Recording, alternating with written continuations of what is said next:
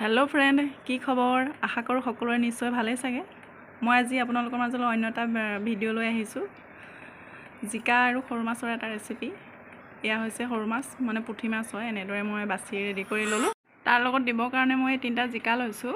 এয়া মই ৰেডি কৰি ল'ম এতিয়া। আহকচোন চাওঁ মই ৰেচিপিটো কেনেদৰে বনালোঁ। মাছকেইটাত মই অকণমান হালধি দিলোঁ আৰু লগতে অকণমান নিমখ দি দিছোঁ। এতিয়া এনেকৈ মিক্স কৰি সানি লৈছোঁ, মানে মাছকেইটা ফ্ৰাই কৰি ল'ম।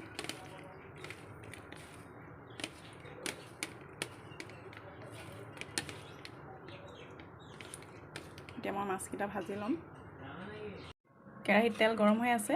এতিয়া মই মাছকেইটা ফ্ৰাই কৰি ল'ম আৰু মোৰ ভিডিঅ'টো স্কিপ নকৰাকৈ সম্পূৰ্ণকৈ চাই থাকিব মই কেনেদৰে বনালোঁ।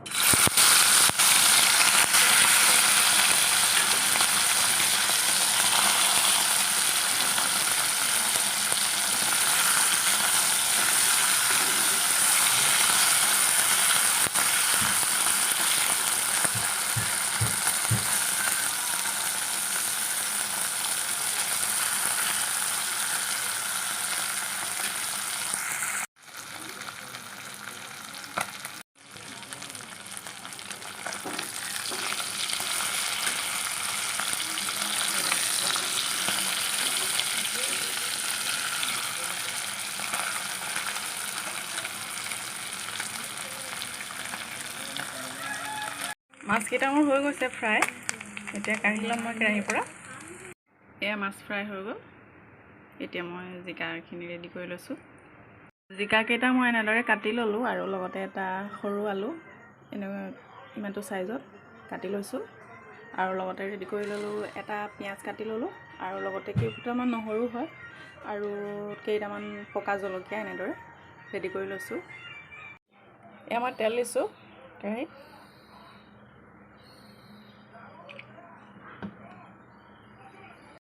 ৰেডি কৰি থোৱা আদা নহৰু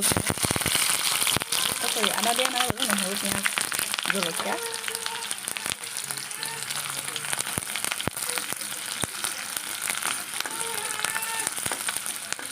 অলপ ৰঙচুৱা হোৱালৈকে ভাজি লৈছোঁ।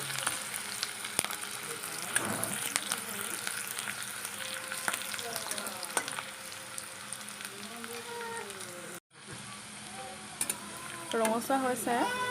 এতিয়া মই ইয়াত এড কৰিছোঁ হালধি পাউডাৰ। এয়া হালধি পাউডাৰ হয় আৰু ইয়াত মই অকণমান এড কৰি দিছোঁ মছলা, মানে মিট মছলা হয় অকণমান, গন্ধটো ধুনীয়া আহিবৰ কাৰণে। আপোনালোকে দিব পাৰে, নিদিবও পাৰে, নিজৰ ইচ্ছা অনুসৰি।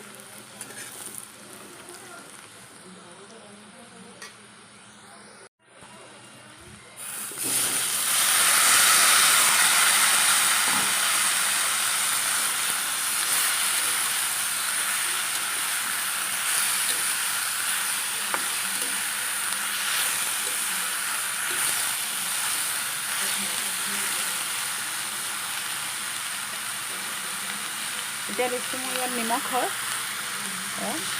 আধা চামুচ।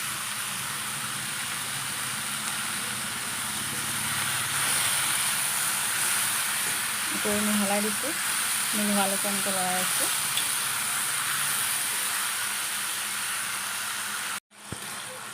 মছলা আৰু হালধি ধুনীয়াকৈ মিলি গৈছে। এতিয়া মই অলপ সময়ৰ কাৰণে ঢাকি দিম।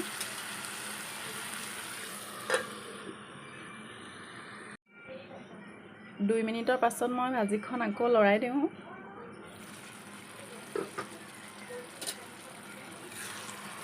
এয়া উতলিবলৈ আৰম্ভ কৰিছে।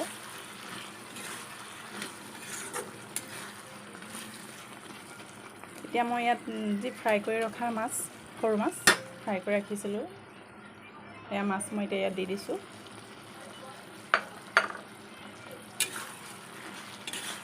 যিসকলে মোৰ ভিডিঅ'টো প্ৰথমবাৰ চাইছে, প্লিজ মোৰ চেনেলটো ছাবস্ক্ৰাইব কৰিব আৰু কাষতে থকা বেল আইকনটো ক্লিক কৰি দিব, যাতে মোৰ ৰেচিপিসমূহ চাব পাৰে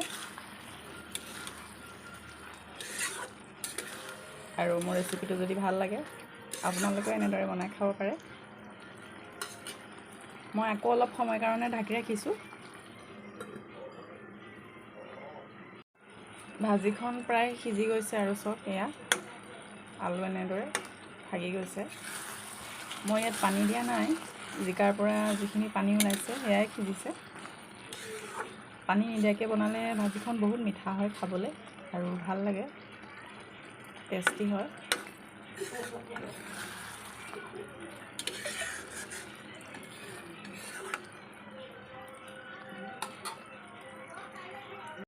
আশা কৰিছোঁ মোৰ ৰেচিপিটো আপোনালোকে ভাল পাব আৰু মোৰ চেনেলটো যাতে আগুৱাই যোৱাত আপোনালোকৰ সহযোগিতা থাকে তাৰে কামনা কৰিছোঁ।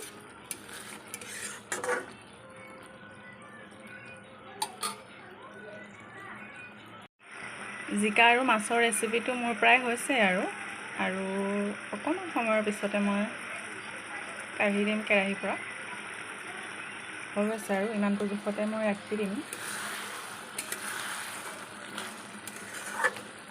ইয়াতকৈ পানী কমি গ'লেও বেয়া লাগিব খাবলৈ।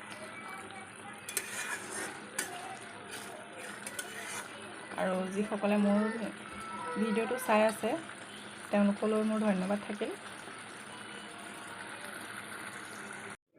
এয়া মোৰ জিকা মাছৰ ৰেচিপি ৰেডি হৈ গ'ল আৰু যিসকলে মোৰ ভিডিঅ'টো শেষলৈকে চালে তেওঁলোকলৈ অশেষ ধন্যবাদ থাকিলে আৰু আগলৈও যেন এনেদৰে আপোনালোকে মোক ছাপোৰ্ট কৰি যাব বুলি আশা কৰিলোঁ। ধন্যবাদ।